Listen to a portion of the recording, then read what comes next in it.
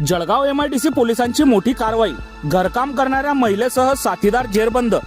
4 लाखांचा मुद्देमाल हस्तगत। जळगाव शहरातील MIDC पोलीस ठाण्याच्या हद्दीत घडलेल्या सोन्याच्या दागिन्यांच्या चोरीच्या अवघ्या काही दिवसात छडा लावत पोलिसांनी घरकाम करणाऱ्या महिलेसह तिच्या साथीदाराला अटक केली आहे। या कारवाईत सुमारे 4 लाख रुपयांचा सोन्याचा मुद्देमाल हस्तगत करण्यात आला आहे।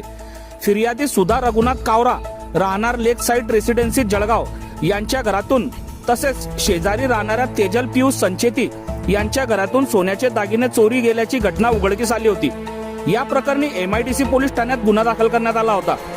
घटनेचे गांभीर्य लक्षात घेऊन जिल्हा पोलीस अधीक्षक श्रीकांत धिवरे यांनी MIDC पोलीस ठाण्याचे पोलीस निरीक्षक बबन आव्हाड यांना आरोपींचा शोध घेऊन मुद्देमाल हस्तगत करण्याच्या सूचना दिल्या होत्या।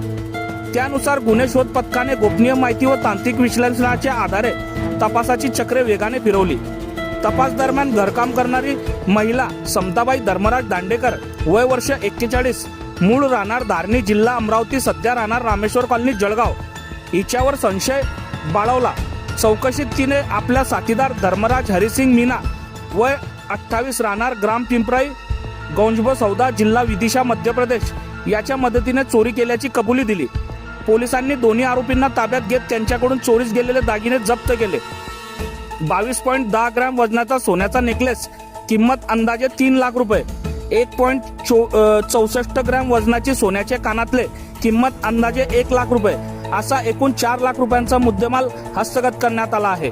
ही उल्लेखनीय कारवाई पोलीस अधीक्षक श्रीकांत धिवरे, अपर पोलीस अधीक्षक संदीप गावित, उपविभागीय पोलीस अधिकारी नितीन गणापुरे यांच्या मार्गदर्शनाखाली पोलीस निरीक्षक बबन आव्हाड यांच्या नेतृत्वात करण्यात आली। या कारवाईत पोलीस उपनिरीक्षक चंद्रकांत धनके, सहाय्यक फौजदार विजय सिंग पाटील, गिरीश पाटील, किरण चौधरी, प्रमोद लाडवंजारी, विशाल कोळी, सुभाष साबळे व योगेश भुगे यांनी विशेष परिश्रम घेतले। MIDC पोलिसांच्या या तत्पर कारवाईमुळे चोरीचा गुन्हा उघडकीस येऊन आरोपी गजाआड झाले। पोलिसांच्या कामगिरीचे सर्वत्र कौतुक होत आहे। बघत रहा MH19 न्यूज। मुख्य संपादक श्रीकांत वानखेडे सोबत ब्युरो चीफ जोएब सय्यद, जळगाव जिल्हा, महाराष्ट्र।